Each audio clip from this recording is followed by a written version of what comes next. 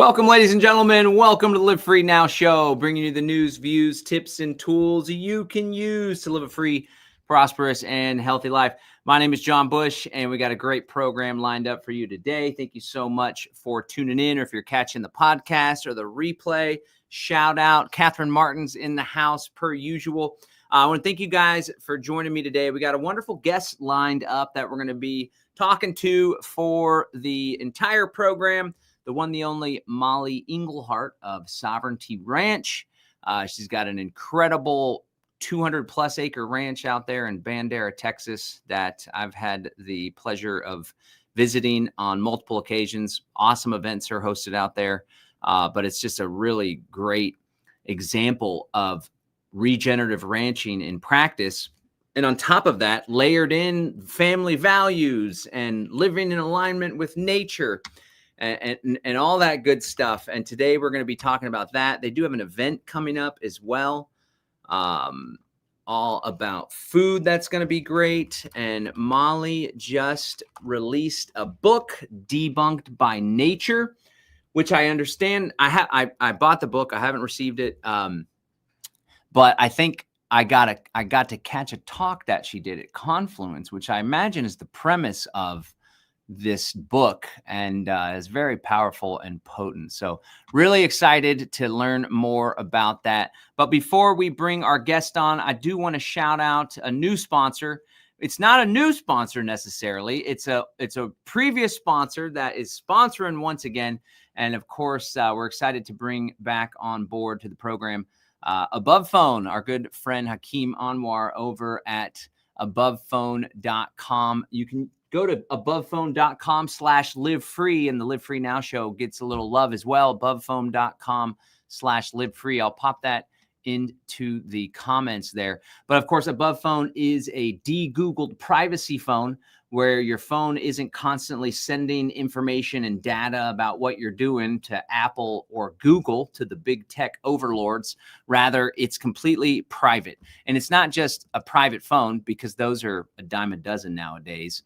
But he has this whole suite of applications and programs, and then they host these private servers where you can actually have private communication. You can store files. They even have an email platform.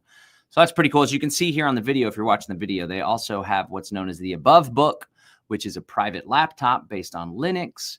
And then they have a tablet too. So always excited to partner with the one, the only Hakeem and Above. And I'm just super impressed with everything that they're doing in growing this really awesome company. There's a whole lot of Live Free Academy community and clients that are using the phone and that are really loving it. They got great customer support for those of you that aren't very techie. So let us go ahead and continue with the show. Again, that's abovephone.com/livefree, abovephone.com/livefree. They do have some webinars coming up and a whole slew of past webinars.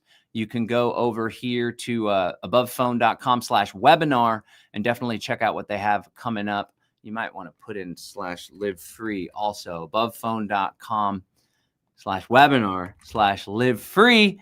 And that way Live Free Academy gets a little bit of love. Oh, well, that won't take you there. abovephone.com/live-free, and then click webinar. Sign up for the webinar they have coming up. Media Mastery, open source photo and video editing, September 29th, 12 p.m.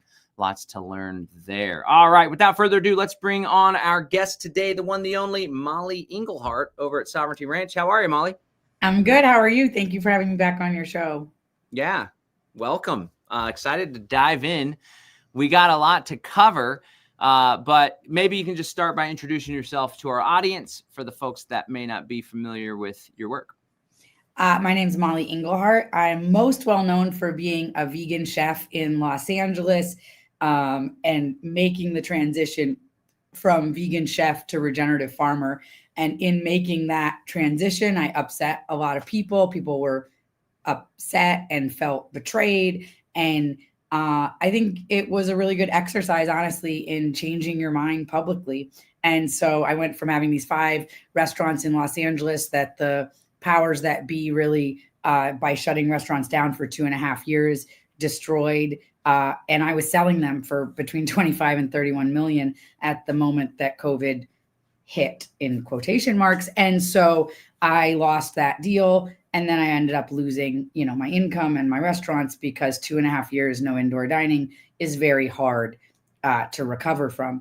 And then all that happened after that. But that had my mind get broken open and see the world in a different way and go a different direction. And so God is always working in our favor, even when it doesn't feel like it at the time. And I am grateful to be now here in Texas. I have Sovereignty Ranch. We have the bar and restaurant. We have a conference center. We have 40 beds of hospitality. And we're really excited to be on a new journey. And although I didn't imagine starting over at 47 years old, here we are starting over at 47 years old.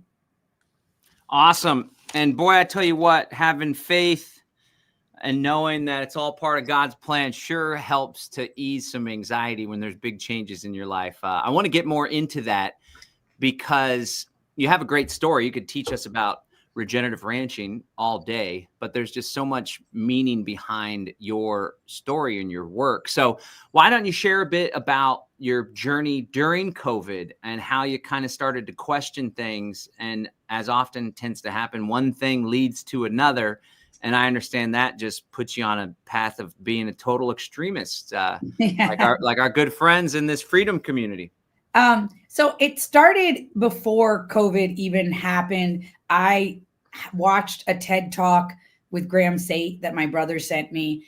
And I just had this realization in watching that TED Talk that most of what I had been taught about environmentalism and cows and everything was a lie. But what stood out to me the most was like just this one little line about, carbon and methane, and that the real problem is all our food scraps, that we're not doing the work of turning all this putrefying food back into organic matter in the soil. And so I got a fire lit under me that I wanted to buy a farm because I owned all these restaurants and we're super successful. I have no thoughts of COVID happening, right? And I'm, living in a gated golf course community, and not farming, but I have like fruit trees and chickens, and the homeowners association hates me, but I am not farming, so to speak. And I get this fire under me that we are having, thousands of pounds daily of food waste. And I want to turn that into compost. I want to put that back into the loop, and I want to grow food. And so I start coming out of the kitchen every time there's a celebrity or a wealthy person that I recognize in the restaurant, and trying to enroll them in the possibility of, why don't we start a farm? And I'm going to bring all the compost. It's going to be amazing, blah, blah, blah, blah, blah. And they all just kind of blankly stared at me. And I realized I was not going to convince somebody to start a farm. So I went through the process, although my husband was undocumented at the time and we were going through the process of becoming American. We were not there, so we couldn't get a loan. So it took some time to find a owner finance and all that. When I got onto land in 2018, the armor or the belief system cracked even more, because I started to realize very quickly that there was no vegan food. There was no life without death, that everything was consuming death. And then I'm starting to buy fertilizer, and I'm like, oh, wow, every bit of fertilizer is blood meal, bone meal, chicken meal, chicken poop, cow poop, all coming out of the consolidated feedlot system. So as a vegan, we're like, oh, we don't want any abuse on animals. And then we're just going to eat broccoli sprayed with dead animals that came out of the abuse system that's not even organic. Like, organic fertilizer literally is just non-organic animals ground up, or feces or urine from non-organic animals. So it's like, that made no sense to me. And I thought, wow. And then, so I have to have my own compost, and we're getting all this stuff from the restaurant, but it's not really breaking down because my carbon, nitrogen levels were not at correct levels for good compost, because there's no animal inputs. So my dad gives me a cow. Her name is Una. I still have Una here on the farm. And the cow's bred. And so she has a baby, and this cow has a very big udder. She's a European dairy cow. And she has a huge udder, and the back two nipples are too close to the ground for the calf to get them once he starts to grow at all. And so we were milking off her back two udders by hand, her two back nipples by hand. And I'm breastfeeding my child. I'm thinking in my head, wow, I'm such a good person. Like, oh my God, I'm breastfeeding my daughter for 2 years and breast milk is so perfect.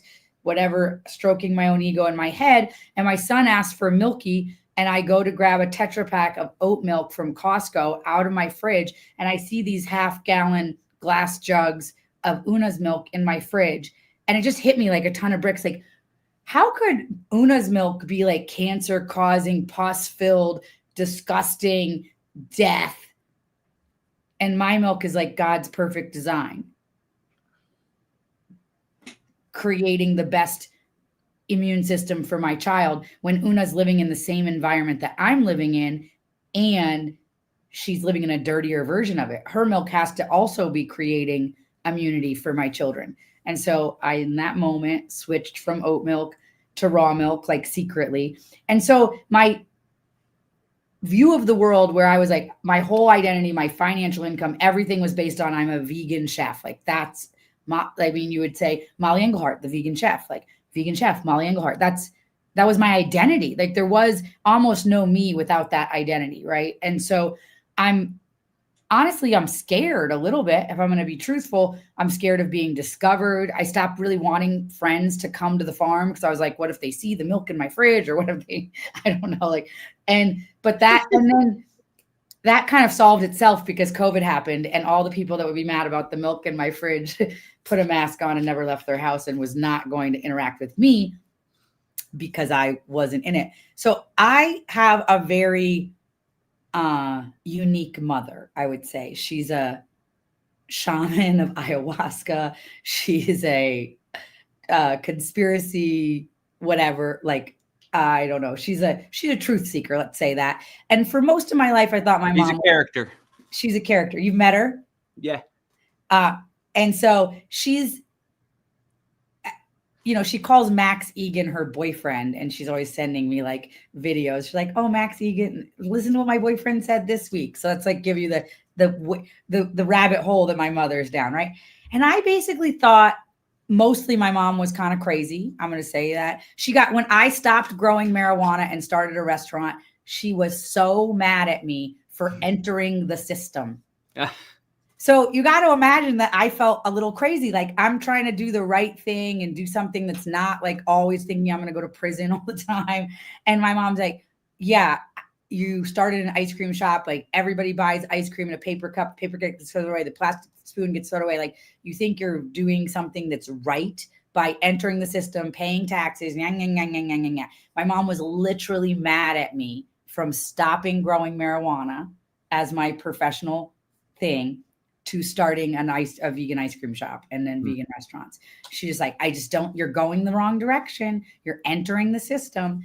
So being that was my mother, I've never been vaccinated and I've never been medicalized really I had my wisdom teeth out at some point, but you could count on one hand how many times I've ever been in a doctor's office or been taken some kind of anything. I didn't grow up in a world like that. You get chicken pox, you grind up some comfrey in the blender and pour it into the bathtub, get in the bath, take some echinacea, go eat a Spilanthes. My mother never took us to the doctor. She didn't believe in that. We never had visits.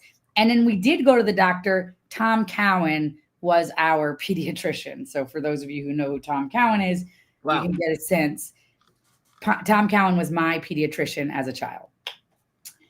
So I say all that to say, I certainly, before even COVID, I wasn't going to ever take any vaccines. I didn't circumcise my children. I didn't, it wasn't my thing. And so COVID happens, and all of a sudden I'm very alienated from my whole community. I was already hiding from them because I was letting my kid have cow milk, but I was then very alienated from my community because, wow,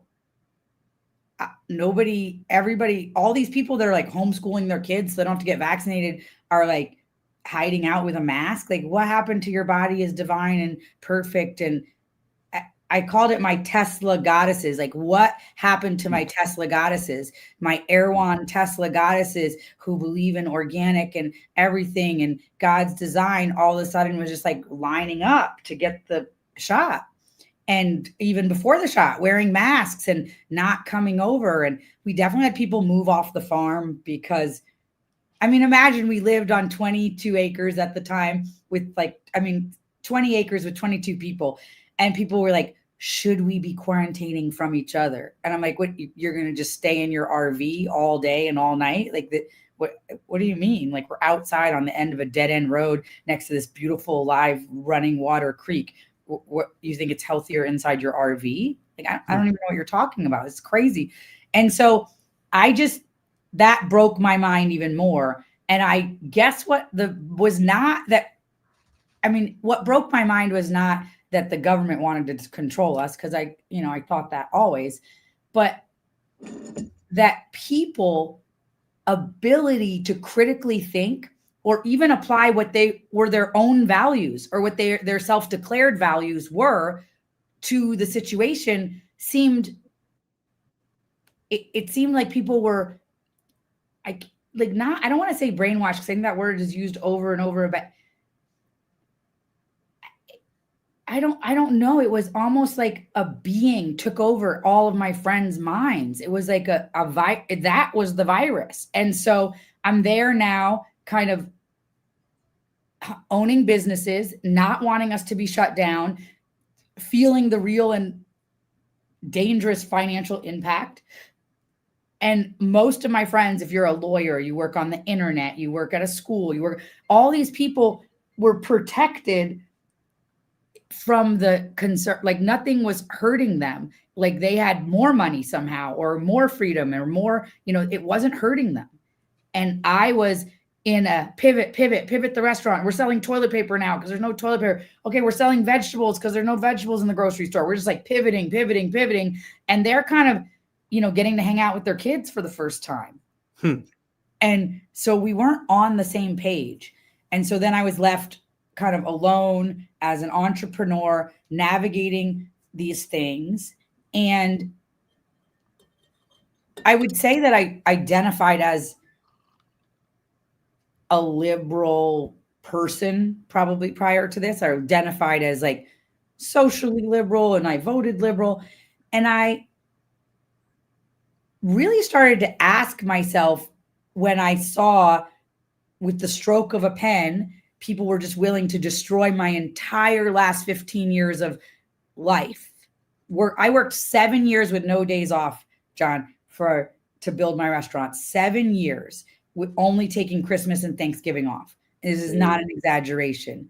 Missing my, friends' weddings, missing birthday parties, missing breastfeeding my children in the back of even once the children were born, I took off Mondays after the children were born, but just going back to work 5 days postpartum, going back to work right away, strapping the baby to me, still bleeding, and like trying to prove that I can work just as hard as the men, right?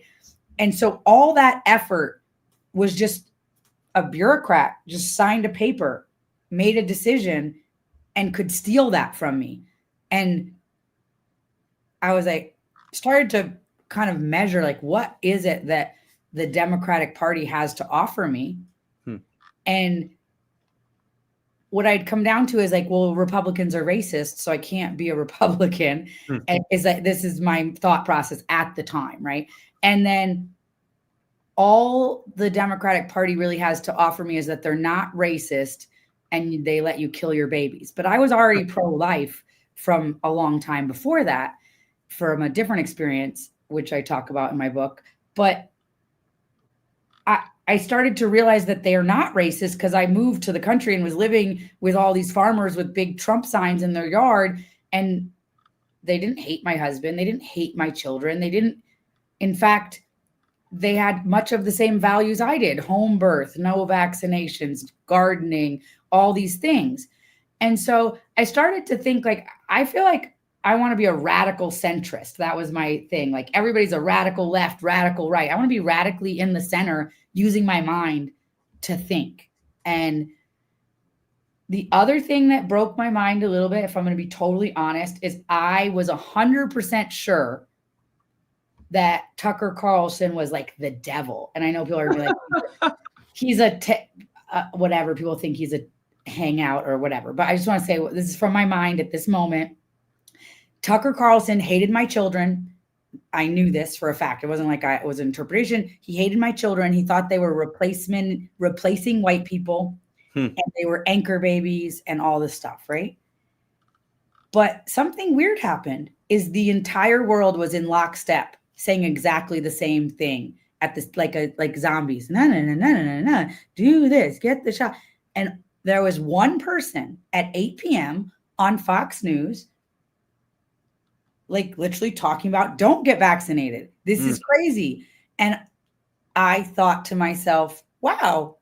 And then he's talking about the JFK, and this is before like more JFK files have been released, but he's like, it's definitely a CIA thing. I have sources inside the CIA, 100%. Da, da, da, da. And I'm like, does anybody think it's interesting that someone on Fox News at 8 p.m. is talking about this? And then he starts talking about, remember what that train derailment thing that happened? Mm-hmm. And everybody's like mainly ignoring this. And he's talking about the environmental impacts of chemicals and how we're screaming about carbon, but then everybody's silent on these chemicals. And then the Nord Stream pipeline. And my mind got broken. Like, there's no way the Democrats are the party of the environment. And they just want to scream carbon to sell solar panels and windmills and actually have no interest in our health and our relationship to nature. And so here I am on the farm alone, listening to Tucker Carlson and watching nature, watching like God's design in expression every day. And I just shifted everything, what I think about feminism, masculinity, childbirth, everything. And I realized that I had been completely co-opted by my education, by growing up in Ithaca, New York, and all of this stuff. And these things that I believed were morality were literally the opposite of that. And that is how I got to where I am today, roughly. Yeah, so it's awesome how oftentimes there's like this one thing that someone hears and then they realize they're being lied to, and then that just opens a Pandora's box and they're like, what else am I being lied to about? So let's talk about adversity, because I understand you've shared with me personally some of the struggle. I know that like you guys were put in a really tough spot whenever the restaurants were shut down, and that had a major impact on y'all's bottom line. And I imagine it must have been a really stressful experience. I've been going. It's still happening. Yeah. Yeah. It's a never ending deal. So like, what are some of the tools? What are some of the philosophies? I know faith plays a role in it. How did you overcome that and transmute the adversity into strength? I want to say that it's like an everyday job. I want to say that just recently I've been through a couple of weeks where I felt kind of hopeless, and it's about always managing my frequency, like always bringing it back to love and back to faith, and not getting into the victimhood. Like, I could tell you this whole story and not be a victim to it. I could tell you this whole story and say they did these things and it was not fair, but life is not fair. And I also want to say that I think that part of why we have so much depression in this country is that we're not under enough pressure. I think that depression, I just actually wrote an article for Epoch Times. I write a column a couple times a week for them. And I wrote an article called The Privilege of Depression. And that everything is better under pressure. Your bones are better under pressure. Your muscles are better under pressure. And you are better under pressure. Now, if I had just got that $25 million to $31 million that we were doing the deal before this happened, let's say that happened, would I be forged in the fire where I was halfway through that transformation of who I'm becoming? Would my husband and my dynamic of masculinity and femininity been stunted if it was a business that I largely grew that then gave us this retirement money? Would I always relate to that money as my money in some subconscious? I'm not saying that I would. I'm just saying these are things to look at, that if we had done this, if we had done that, if I had sold it for the 10 million I was offered before the 25 million that was a cash deal and it would have been closed before COVID. I mean, I've had all of these conversations. You would have gone soft for sure. And so I'm being forged in this fire right now. And I believe that me and you and others, we were born for this time on this planet. And does that mean it's going to be easy for us? No. And even what my lesson out of this is, and I have not yet solved the income crisis of from where I was to where I am and covering what I'm still working on that. But when I get back to making the millions of dollars that I was making before, and I believe I will, I'm joyously expecting that moment to happen any day now. I want to remember to be in my purpose. I want to remember to give generously of my time, of my insights, but is it in the moments of hardship that we reflect and then we're able to outpicture that in the world? Is it in these moments that then God can use me and use my story to encourage somebody else? Is my story about abortion then, would I ever have even told if I had or what if I just stayed in the restaurants and just kept, we didn't sell it and I'm just making whatever money and I'm beholden to the vegans? Would I have ever said the truth out loud? I don't know. I think I would have, but those are the things that I'm wanting to say, is that it was in the pressure that we can be the best version of ourselves. And I believe that when we're too comfortable, and I think that America is basically a swamp of comfort, and it's a false sense of comfort. And there's all this printed money. And then there's all this social stuff to keep you from not starving. But great. Okay. But if you're not ever really if I don't do this thing, I won't eat. If we never have that level of whatever, do we get that fire in our gut to go? And I think there's so many things that are destroying that fire in America's gut. And here's the thing, I'm married to an immigrant. So someone's going to say, well, that sounds racist, what you're about to say. But we import people from other countries constantly that do not have that live free or die fire that is born into us, coming into being born in America. And I love my husband. He works hard as can be. But if it comes down to it, he'll fight for his family. But he's not going to fight for anything bigger than his family. He is not going to step out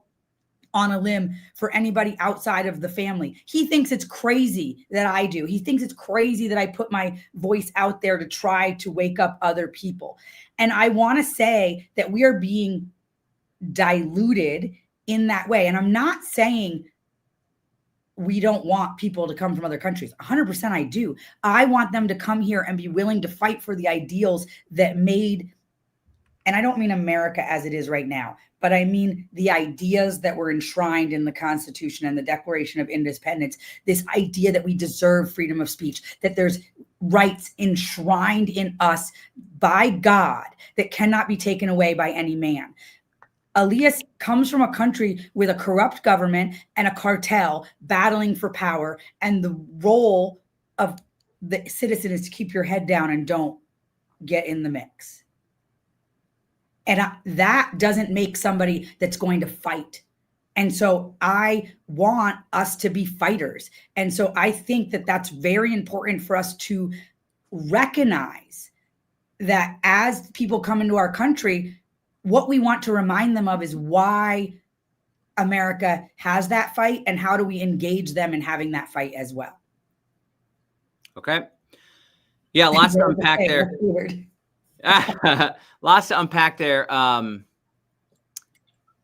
I hear you about the American ethos. I think it's been absent in the majority of Americans for quite some time. Wait. I went left though. So I think that most of us we've been diluted by immigration, but we've also been diluted by all the comfort. And so because it's so comfortable, none of us are under pressure. So many of us are not living our best version of our lives. And what if depression or discomfort is actually just your soul asking for you to do better? And instead of medicating it with SSRIs, we actually need to say, what is that nudging us to do? And so I'm grateful for all the experiences of my life, all the ups and all the downs, because they have forged me into who I am. And that is a person that has bravery and integrity and desire to do what's best for the whole and be the best cell in the body. Sorry that I went left and didn't come back to the. No, I hear you. And pressure can either build you or break you. It builds some people, it breaks other people. And, one thing that I'm struggling with, I'd love your insight on, because I know that you have a very powerful work ethic, as does your husband and y'all's entire crew. That's something I do when I'm in an atmosphere, because I like hard work and I take pride in it. I'll like observe people and be like, damn, look at them. They're hustling their ass off. And of course, at Confluence and everybody working at the restaurant at every single level, the management, the folks at the register, and of course, you and the hubby, like everybody's just grinding it out big time, which is honorable. And I love it. But here's the challenge. I'm a grinder. I was a 10X guy, like go, go, go, go, go.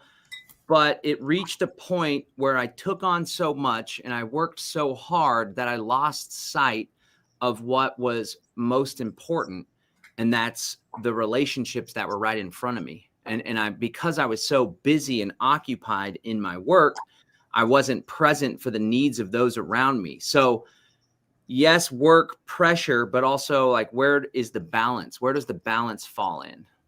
It's a struggle for all of us. And I would say that I've lost relationships because of that, because I couldn't see the wood for the trees and what they needed, or even I diminished what they needed because I felt like the pressure that I was under was so much bigger than whatever they were dealing with. And I thought that it was weak of them to make that pressure not.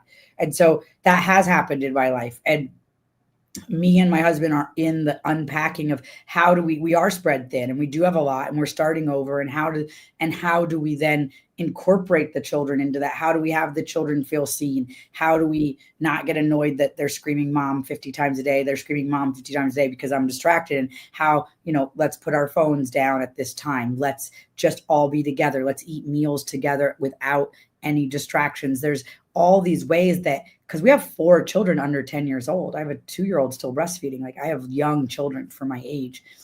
And so I'm less concerned about the people around me, but I am concerned that the children feel seen. And finding that balance is so challenging.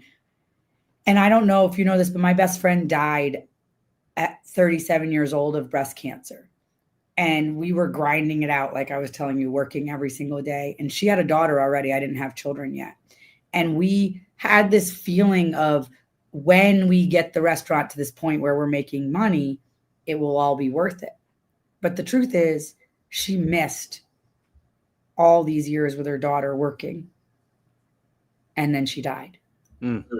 And so that I carry that with me. And part of why I've designed my life the way that it is now, and I didn't just open a restaurant in Austin and open a restaurant in San Antonio, which would be a much easier way to make a living than making the guest come out to the restaurant on the ranch, is because I want my children to know that if they need me, they can bust through that door. It's not locked. It will disrupt the podcast, but that I'm here and I'm available. They scrape their knee. Someone can call me on the radio and say, hey, Soul needs to be co-regulated. Can you come hold him?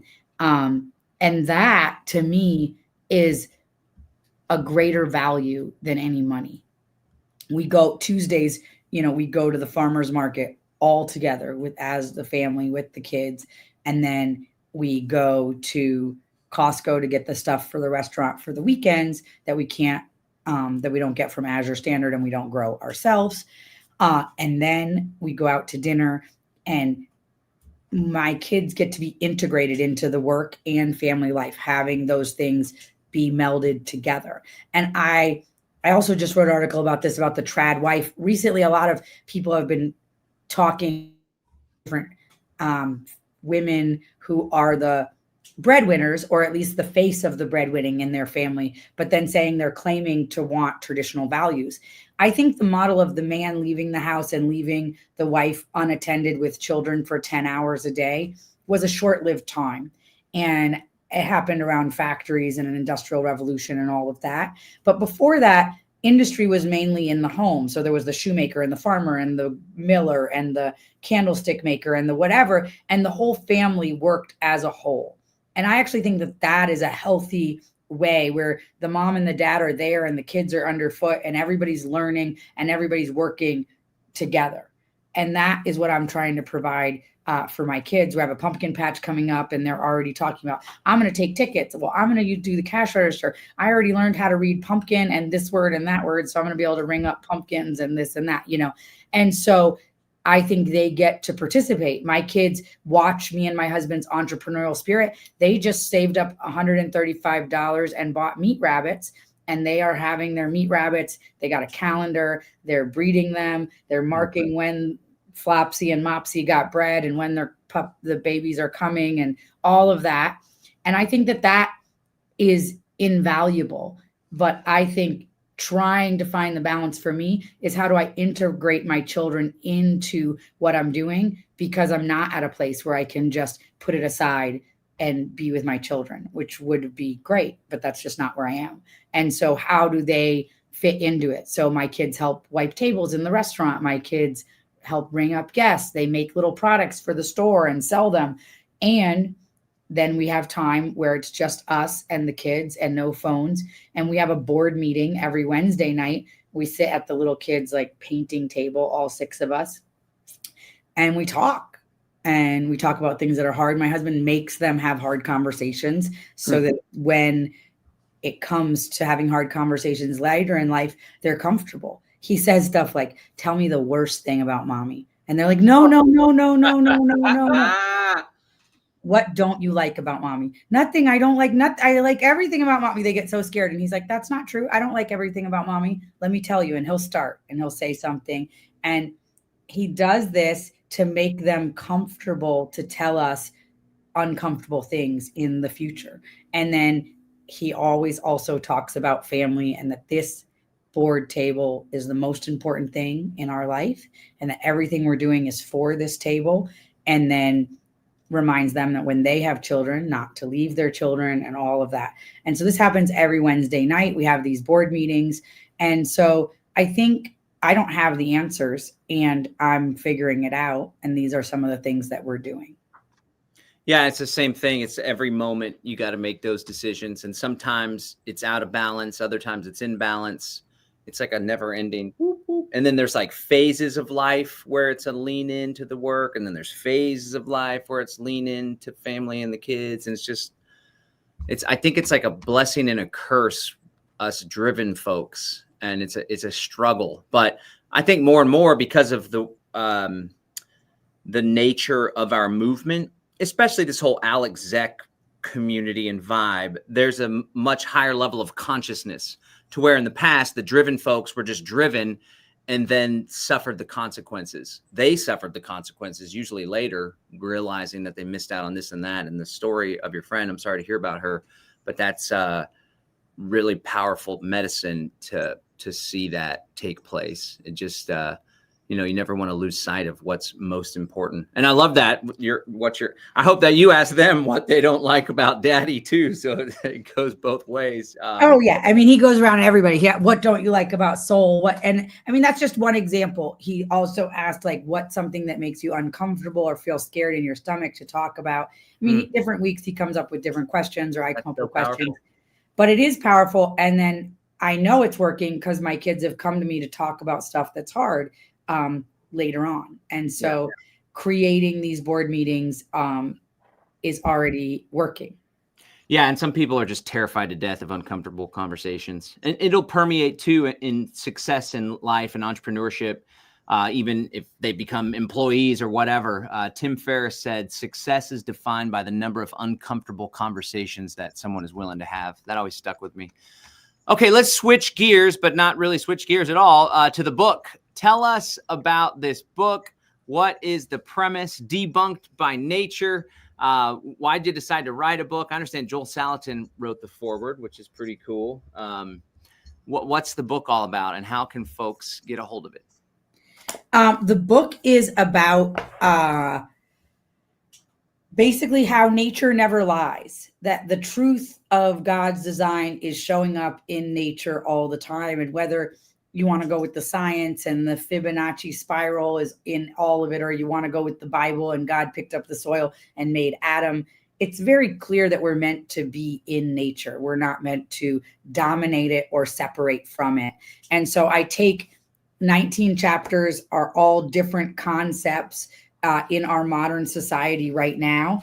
And I then ask to look at those through the eyes of nature. So I look at masculinity, I look at death, I look at femininity, I look at, you know, solar panels, the solar panels versus your solar panels versus my cow is a chapter. I look at equity, diversity, inclusion, race. How are these things showing up in nature versus how they're showing up in our society? Discomfort is not dangerous. That's what we were just talking about. And so I basically, they're not all political. Some of them would be considered political, but, and then how do we reconnect? How do we remember the perfection? How do we hear the whispers that we're getting and all of that? And so that is what the concept of the book is. And it's a really easy read. It's not that many pages. And I had been thinking about the concept for a while. I originally called it Nature Never Lies, and then we came up with Debunked by Nature. But then I did a podcast for Acres USA magazine and publisher, and they asked me if I'd ever thought about writing a book. And then I was like, oh yeah, I have 7 chapters kind of outlined, and I sent it to them and they said, let's do it. And then Chelsea Green, which is a bigger publisher, asked me right after that. And then they were more like, oh, well, we wouldn't want you to write about this. You could write about this. We want you to lean into this. And so they were really grateful. They were really great. And I was grateful that they just let me write what I wanted to write. And then Joel Salatin, they published all of his books.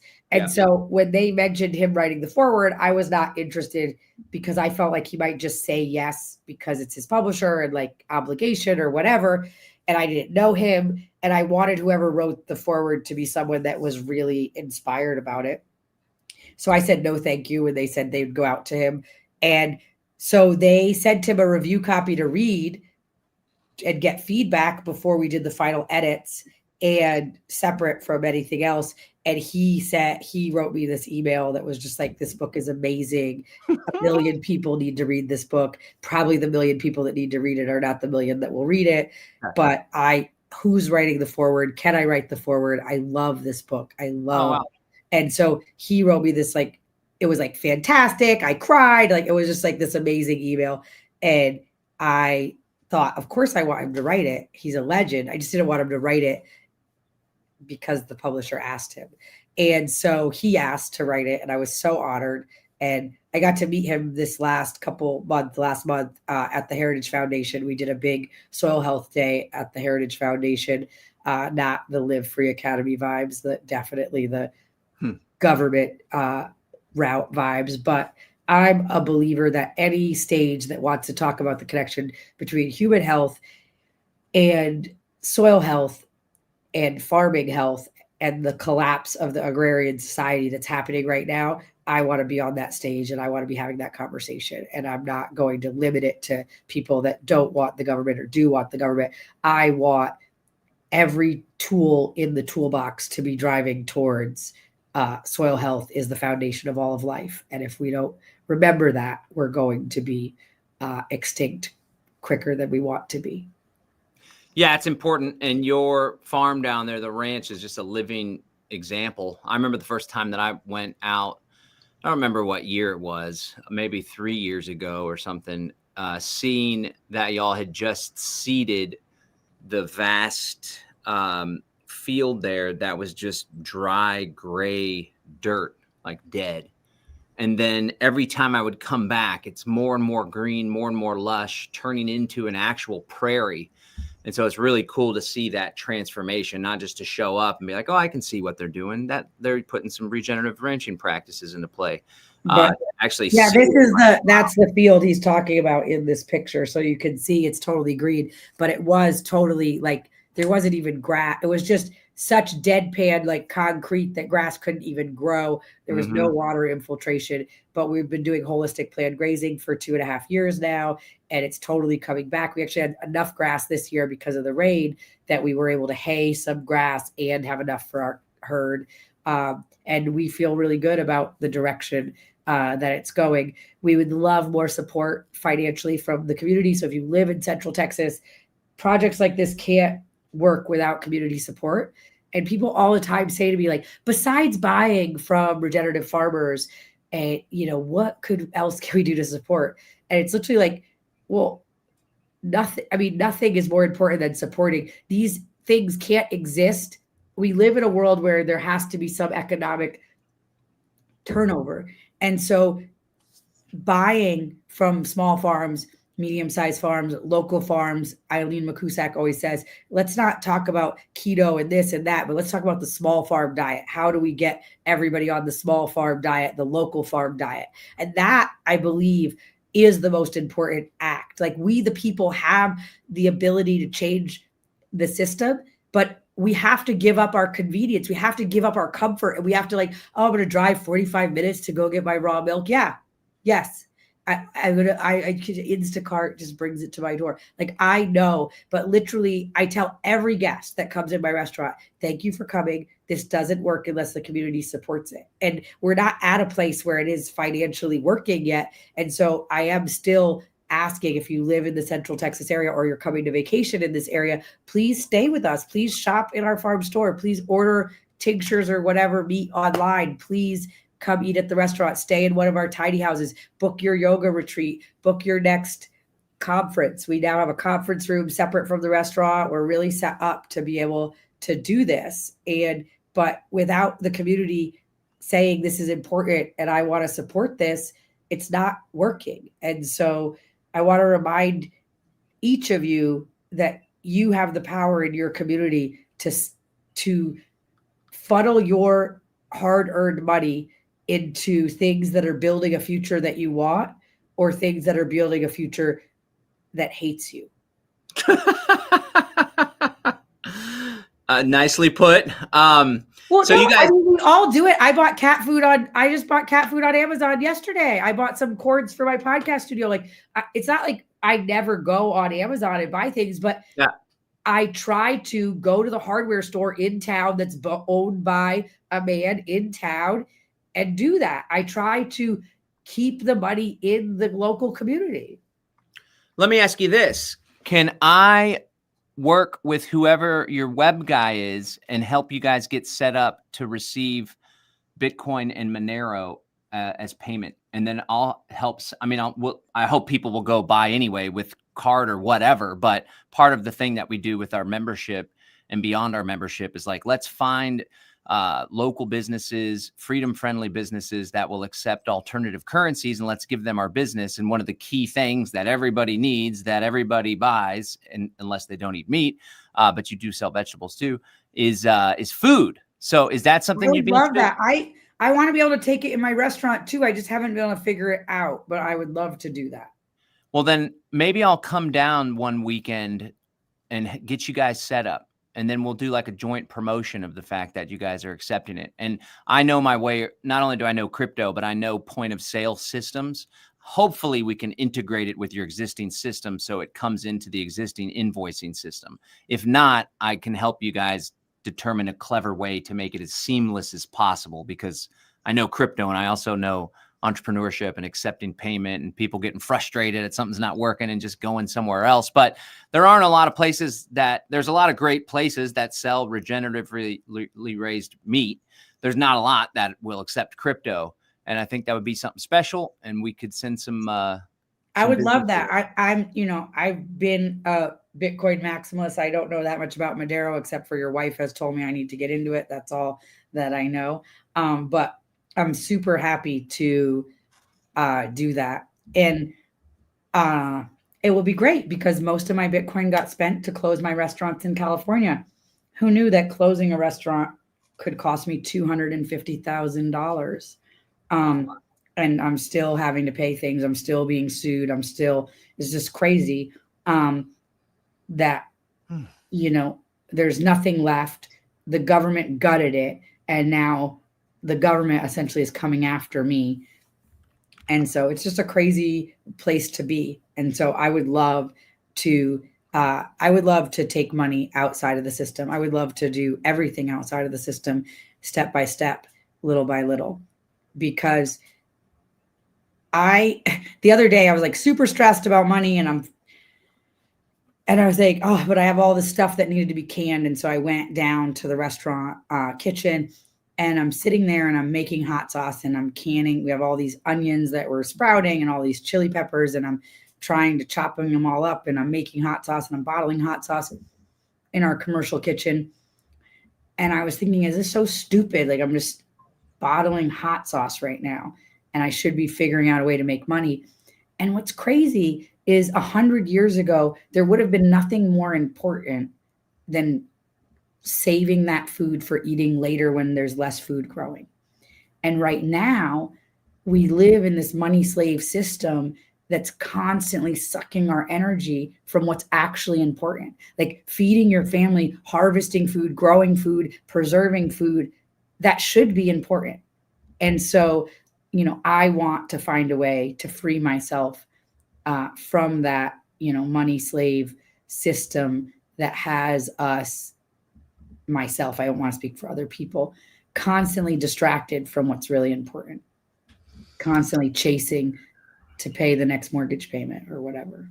Yeah, it's a struggle. The struggle is real. And I don't know that we're doing ourselves any service. We are, obviously. And it's not just about income, it's about impact, right? Like we're right. Impact and driven. That's a big piece of it.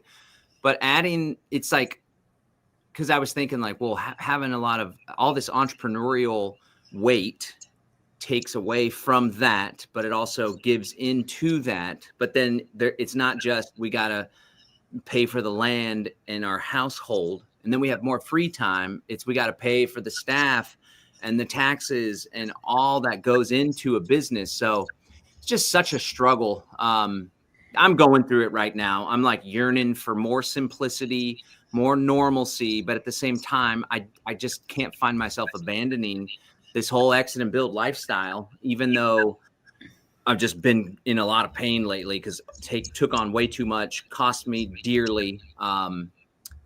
But it's like, this is what God's put me on this planet to do. I just need to figure out a way to do it better. That's smarter, not harder. I'm in the same place. My husband literally came to me a week ago and said, honey, I feel I'm working so hard and I can't provide for my family. And that feels not good. Part of me wants to go get a normal house in a planned community and work managing a restaurant kitchen and have enough. Like this struggle feels unfair. And I recognize that it's wearing on him and it's wearing on me, but it's wearing on him in a different way. And he's like, I feel the like wanting to go out and like get something from somewhere there and bring it back, the hunter in me, the whatever. But I recognize that we're so spread thin here that just leaves a giant hole for you to handle.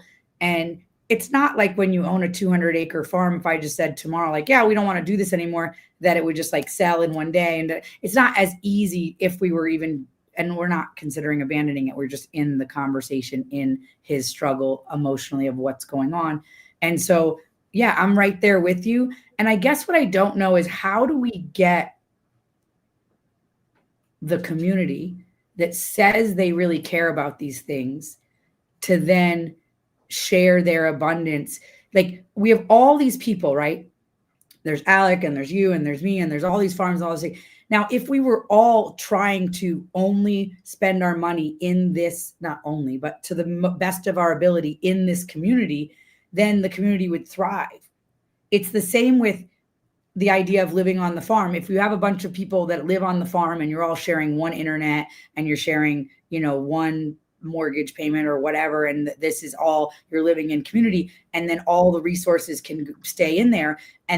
But then people start to get into well, what do I get out of living in community, or what's mine and nothing's mine, and then they want to go out and get their apartment or their this, and then they're working on the farm, and then it seems like, well, what we're paying is not enough because now they're paying their food and paying for their cell phone bill and paying for this and paying for that. And so the other thing, besides getting people to support this in their own community if they want it, is how do we remind people to live tribally and live in community and contribute to each other? And because the I need conversation in all of us is so loud, and living in community is challenging. You have to surrender, you have to give up, you have to compromise.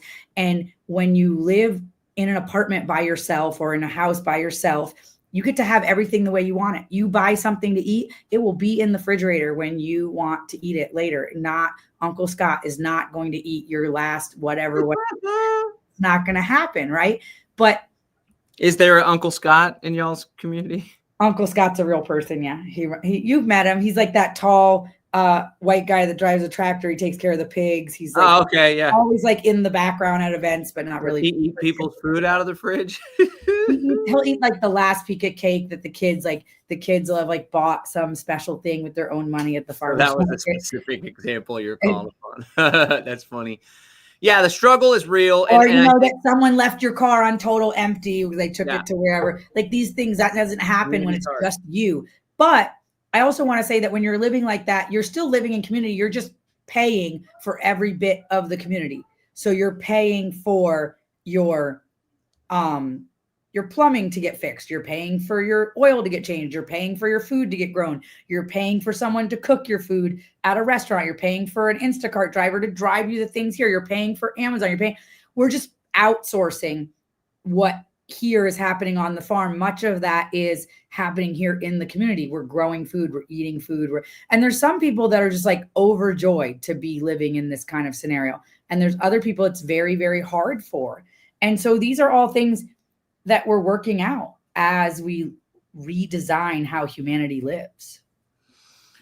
Yeah, and just the debt-based money system and the taxation, it's a 1-2 punch of social engineering. That's a realization I had. The income tax, as it grew, it became a mechanism not only to fund the interest on the national debt, total Fugazi scam, but also to take away to break up the family unit so it's harder to make ends meet, and one of the parents has to go into the workforce and not be present.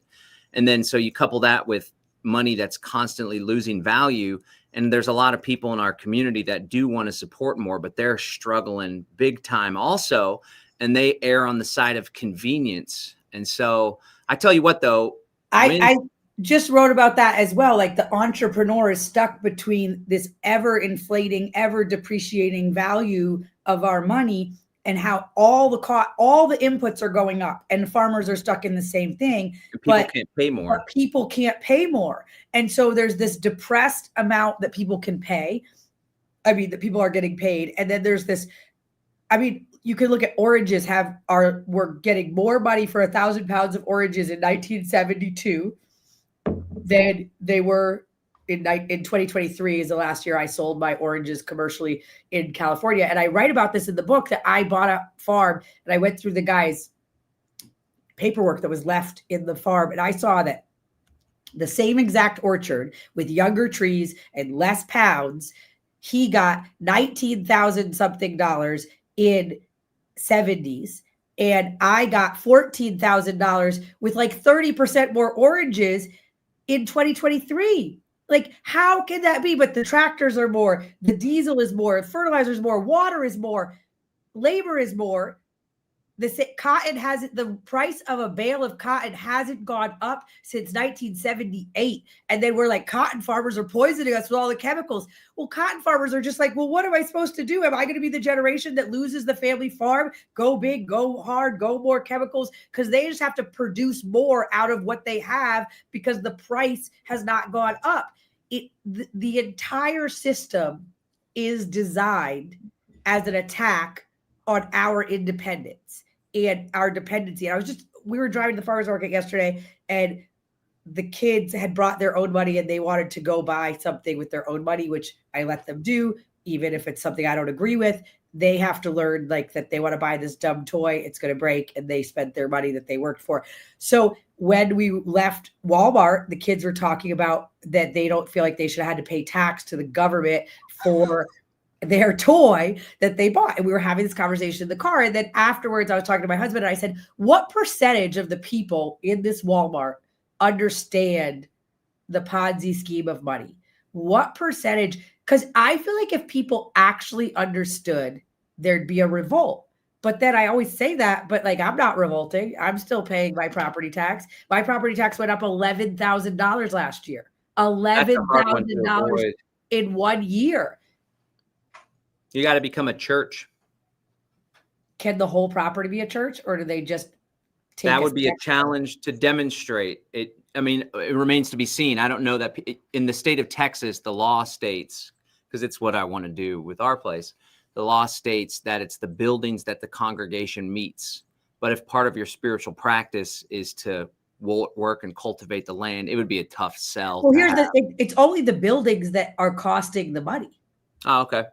I mean, the land has, the land it's ag exempt, right? So it's like, what I pay $400 in taxes for the land. It could be the building. What they did is they took the restaurant and said, this is a commercial building, and they're taxing it as if I was in downtown Kerrville and it was a restaurant. Yeah. And that is not fair. I'm a farmer trying to sell my wares and goods on my farm. But that's what I think a church and a food ministry, and not a food ministry like we're giving out food, but we are educating that biblically there is a relationship between land and people and food. And that is the mission. And so it is, all of it is the church. Yeah. And you could keep the LLCs too. They could work alongside the church, or they could go underneath the church. The church could own the building, and then the LLCs could pay rent to the church. And now that's a deduction from the LLC, but then the church doesn't have to pay the property tax on the building. So yeah, it just all depends on how friendly your property tax guy goes. And then if they don't decide in your favor, then you got to be prepared, and people need to be prepared to fight it in court and to take it to the next level, which is just more time, more struggle. Okay, we're at our time, but let's end on a positive note, because I love a positive note. Yeah, we're like reminiscing on the struggles of entrepreneurship, but why don't I think it's important that we don't lead people. There's a guy, Joel, I forgot his last name. He's the boyfriend of Aaron Martin, who got the Food is Medicine Act. And he just put out a letter, and it's on, he just put out a letter about how like Maha and all this conversation is driving people into regenerative agriculture. And then people are coming in inspired and being spit out the other end in 3 to 6 years, completely disenchanted. And we have to be honest about the struggles, and we have to be honest about what's happening. And leadership is actually saying, this is what's happening and this is hard and we're not giving up, but we have to be honest about it, and not in an unpositive way, but we have to lead with saying, this is happening. This is what we're struggling with. And we're still committed to do this for the whole, because we want to be the best cell in the body of the whole that we can possibly be, as God is calling us to do. Love that. Love that. Okay. Well, before I do my final question, tell us about the event coming up. I almost forgot. Food is Medicine. It's right around the corner. So Food is Medicine is, I don't know when this is coming out, but Food is Medicine is the September 25th through the 28th on the ranch. I just mentioned Aaron Martin, but so Aaron Martin, we're going to have Dr. Ben Edwards, who's a Texas doctor that's just totally got woken up and went from total system to now he has a little farm store underneath his practice where you can get eggs and raw milk, and it's a co-op of meat and everything. We're having Will Harris. We're having Misha Tate. Misha Tate is the welterweight champion, was the welterweight champion in the UFC. We're having Giovanna. She got caught. She was like a famous vegan, millions of followers, got caught eating fish because her hair was falling out and everything. And she had to like totally come out to the world. Like, I'm having fertility issues. Like, I'm trying to heal my body. So she's telling that story. The woman who founded Fond Bone Broth is going to be there. AJ Richards, who started from the farm, trying to make it so farmers that don't have the ability, like you're saying, John, that aren't tech savvy, that don't have the ability to make reels and get online, this is a place where he can set them up with a store and be able to sell their stuff. Courtney, right there, she's got the Real Foodology podcast. It's the number one often the number one wellness podcast in the world. We've got Brian Sanders from Austin and Food Lies and the Sapien Center. Here we've got my brother who started Kiss the Ground, but the whole weekend is not just people talking at you, but there's going to be also Aaron Martin and also glyphosate girl Kelly Ryerson have done lots of good work in what is it called? Lobbying for humanity, essentially just lobbying for people. This guy's going to do a butchering workshop. There's other doctors. It's really going to be an extraordinary weekend. And it's going to be a mixture of talking about how food is medicine, eating food that is medicine, that's coherent from the environment that you're in, and then real life making bone broth, butchering a pig, all of those things as well. So it's going to be a large kind of education, but it's also going to be a place for us to all come together and do the networking that's necessary. So, because like, let's say you come and you're having this specific struggle that we don't know about, and then maybe that person, it's a catalyst event. And I mentioned that TED Talk with Graham Saint. My brother saw Graham Saint at a food kind of medicine retreat 20 years ago in New Zealand.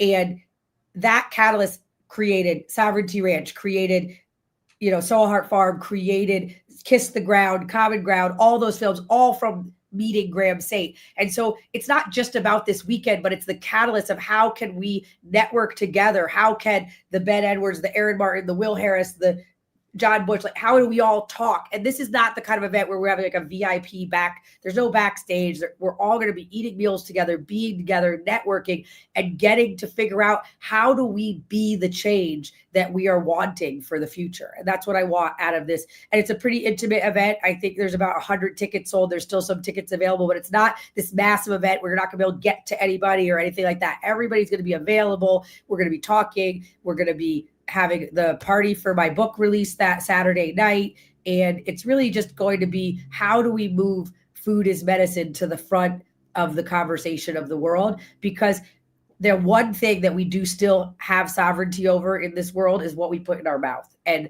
that is important.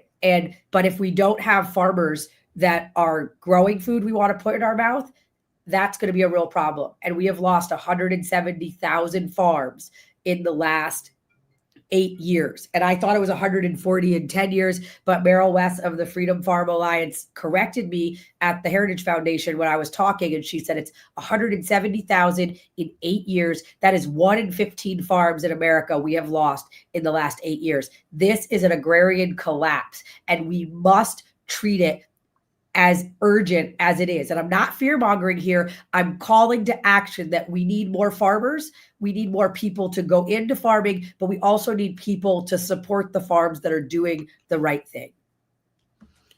Great pitch. Sounds like an awesome event. And one of the greatest features of the event is getting to go and immerse yourself in Sovereignty Ranch, which like I went during Confluence and just walked around for a while. And got to check out all, and then I had bought a new truck recently. So I was driving around the ranch, which was pretty cool, and enjoyable. And it was like a slow drive. I called it driving meditation, actually. And I was just driving, no music or anything, checking stuff out. I ran across the gentleman you were talking about, that Scott likes to go poke around in the fridges. Okay. We're over time now. So 2 minutes or less.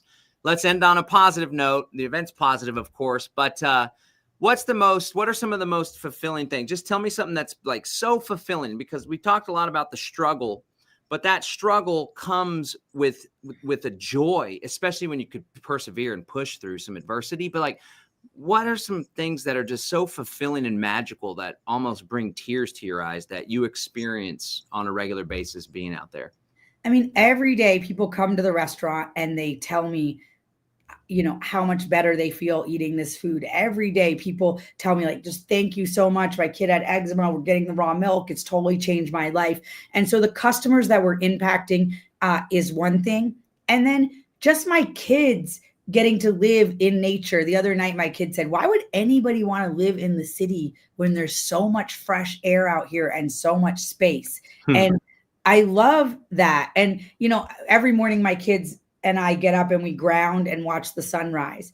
And just getting to watch my kids get to live in this beautiful place and get to be that connected to nature is extraordinary and beautiful. And the other day I have a woofer here. Does volunteer work trade. And she came up to me with tears in her eyes and she said, I want you to know that every meal I get to eat here, I recognize the privilege of this meal. I recognize that the meat was here and lived here, and now I'm eating it, the dairy and the vegetables. And I just want you to know it's the greatest privilege of my life to get to eat 3 meals a day of this food.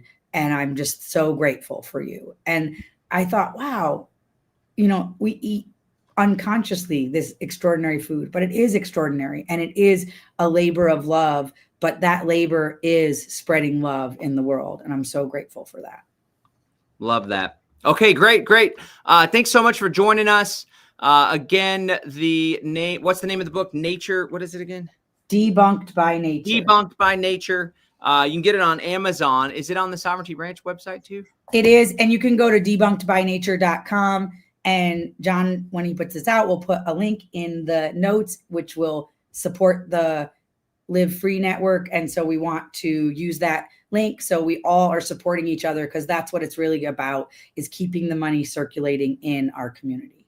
Excellent. And then if you want to check out Food is Medicine, the website is eatyourhealings.com. Eat Your Healings. Use coupon code LIVEFREE10 and you get 10% off. LIVEFREE10, you get 10% off. Check out the event. Check out the book. Mollie, always a pleasure. Thanks so much. Thank you so much. All right, take care.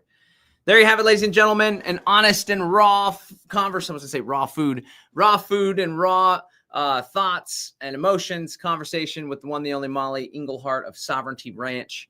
The struggle is real, but the joy and fulfillment that comes along with it is real too. So I want to encourage you guys to stay free out there. Do your absolute best to support those folks in the trenches, because it's not easy.